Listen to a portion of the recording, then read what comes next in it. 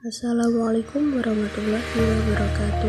Perkenalkan, nama saya Dina Anggun Saputri, NPM 2101080003. Mata kuliah Biologi Umum, dosen pengampu Asih Fitriana Dewi, MPD. Tujuan pembuatan video sebagai tugas untuk memenuhi syarat UTS. Pada kali ini, saya akan menjelaskan sistem peredaran darah pada manusia. Sistem peredaran darah adalah suatu sistem organ yang fungsinya memindai zat ke sel dan dari sel. Sistem peredaran darah memiliki tugas utama untuk mengedarkan oksigen dan nutrisi ke seluruh sel dan jaringan tubuh. Mekanisme sistem peredaran darah. Dalam sistem peredaran darah manusia, mekanismenya terbagi menjadi berikut ini. 1. Sirkulasi sistemik. Sirkulasi sistemik adalah sistem peredaran darah manusia yang mencakup seluruh tubuh dan berlangsung saat darah bersih yang mengandung oksigen mengisi serambi kiri jantung.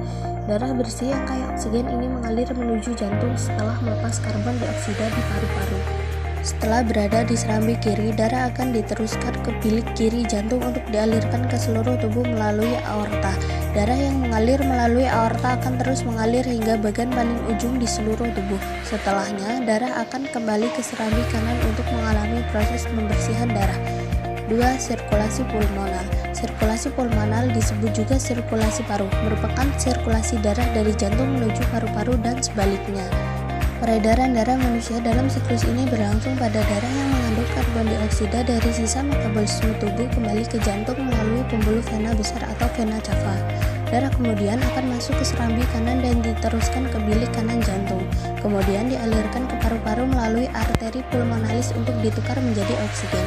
Darah bersih yang kaya oksigen ini akan masuk ke serambi kiri jantung melalui vena pulmonalis untuk diedarkan ke seluruh tubuh. 3. Sirkulasi koroner. Jantung juga membutuhkan asupan oksigen dan nutrisi untuk bisa berfungsi dengan baik. Nutrisi untuk jantung ini dialirkan oleh darah ke otot jantung melalui pembuluh arteri koroner. B. Pengertian darah. Pengertian darah adalah cairan dalam tubuh yang berperan untuk menghantarkan nutrisi, hormon, dan oksigen ke seluruh tubuh serta mengangkut racun dalam tubuh untuk diberikan ke organ lain yang bertugas menyaringnya. Namun, darah tidak hanya berisi nutrisi, hormon, oksigen, dan kotoran dalam tubuh, tetapi juga menjadi tempat bersemayam berbagai sel, plasma, dan protein. Hal inilah yang membuat darah menjadi lebih kental daripada air. Bila dilihat lebih mendalam, darah tidak bisa diartikan hanya sebagai cairan yang menyokong kelangsungan hidup, tetapi juga menjadi sarana penyaluran berbagai hal dalam tubuh. Selain itu, darah tidak sepenuhnya cairan. Darah terdiri dari cairan dan padatan. Bagian cair dari darah dikenal sebagai plasma dan terbentuk dari air, garam, dan protein. Sedangkan bagian padat dari darah mengandung berbagai sel-sel darah. Plasma darah setidaknya membentuk 55% komposisi darah secara keseluruhan. Di dalam darah terdapat 3 jenis sel darah, yaitu sel darah merah yang membawa oksigen, trombosit yang berperan dalam proses pembekuan darah, dan sel darah putih yang merupakan pelindung dari berbagai penyakit yang menyerang tubuh. Sel-sel darah tersebut diproduksi melalui sumsum tulang. Sel darah merah dapat hidup selama kurang lebih 120 hari, trombosit dapat bertahan hingga 6 hari, dan sel darah putih dapat hidup kurang dari 1 hari. Darah pada manusia. Dalam darah manusia ada sel darah merah, sel darah putih, keping darah, dan plasma darah. Setiap bagian darah ini punya fungsi berbeda. Sel darah merah atau eritrosit berfungsi membawa oksigen ke seluruh tubuh. Sel darah putih atau leukosit berfungsi melawan infeksi atau penyakit. Keping darah atau trombosit adalah sel yang membantu pendarahan berhenti kalau kita terluka. Plasma darah adalah cairan kekuningan yang membawa nutrisi, hormon, dan protein ke seluruh tubuh. Sel darah merah, sel darah putih, dan keping darah dibuat di sumsum tulang dalam tulang di tubuh. Sedangkan plasma darah terbentuk dari air yang diserap dari makanan dan minuman di usus, dan proteinnya disediakan oleh hati. C. Organ peredaran darah. 1. Jantung. Jantung adalah organ peredaran darah yang berfungsi memompa darah. Jantung pada umumnya berdetak sekitar 60-100 kali per menit. Jantung manusia terdiri dari 4 ruangan yang dibagi menjadi 2 bilik atau ventricle dan 2 serambi atau atrium. Masing-masing ruangan jantung ini dipisahkan oleh lapisan dinding jantung. Serambi dan bilik kiri jantung berfungsi untuk memompa darah bersih yang kaya oksigen keluar dari jantung. Sementara itu, bilik kanan dan serambi kanan berfungsi menerima darah kotor yang masuk ke jantung. 4 ruangan jantung ini juga memiliki 4 katup yang tugasnya menjaga agar aliran darah tetap mengalir ke jalur yang tepat serta mencegah kebocoran jantung. 2. Pembuluh darah. Pembuluh darah bertugas membawa darah ke seluruh tubuh dan sebaliknya. Selain itu, pembuluh darah juga memiliki peran untuk membantu membuang limbah jaringan. Secara garis besar, pembuluh darah manusia ada 3 jenis, yaitu pembuluh darah arteri dan vena, serta pembuluh kapiler. Ketiganya memiliki peran yang berbeda pula. Pembuluh darah arteri bertugas untuk membawa darah berisi oksigen keluar dari jantung menuju seluruh jaringan dan organ tubuh. Dalam menjalankan fungsinya ini, pembuluh arteri dibantu oleh pembuluh kapiler. Kapiler adalah pembuluh darah kecil antara arteri dan vena yang mendistribusikan darah kaya oksigen ke seluruh tubuh. Pembuluh arteri juga memiliki cabang tersendiri yang khusus untuk mengalirkan darah dari jantung ke paru-paru lewat arteri pulmonalis. Sebaliknya, pembuluh vena bertugas membawa darah dari seluruh jaringan dan organ tubuh untuk dikembalikan ke jantung. Pembuluh darah vena juga terbagi menjadi 2, yaitu vena besar atau vena cava dan vena pulmonalis atau vena paru. Pembuluh vena besar bertugas membawa darah kotor dari seluruh tubuh ke paru-paru untuk ditukar dengan oksigen lewat proses pernafasan. Setelah itu, darah yang sudah diperkaya oleh oksigen tadi akan mengalir dari paru-paru menuju jantung melalui pembuluh vena pulmonalis. 3. Darah. Darah adalah komponen dalam sistem kardiovaskular manusia. Fungsi utama darah adalah sebagai kendaraan pengangkut nutrisi, oksigen, hormon, dan antibodi ke seluruh tubuh. Darah juga mengangkut zat beracun dan sisa metabolisme seperti karbon dioksida untuk dikeluarkan dari tubuh. D. Gangguan atau penyakit pada sistem peredaran darah. 1. Tekanan darah tinggi atau hipertensi. Salah satu gangguan pada sistem peredaran darah yang paling umum terjadi adalah tekanan darah tinggi. Hipertensi seringkali tidak bergejala, namun bila muncul gejala bisa berupa sakit kepala, mimisan, sesak napas, dan pusing.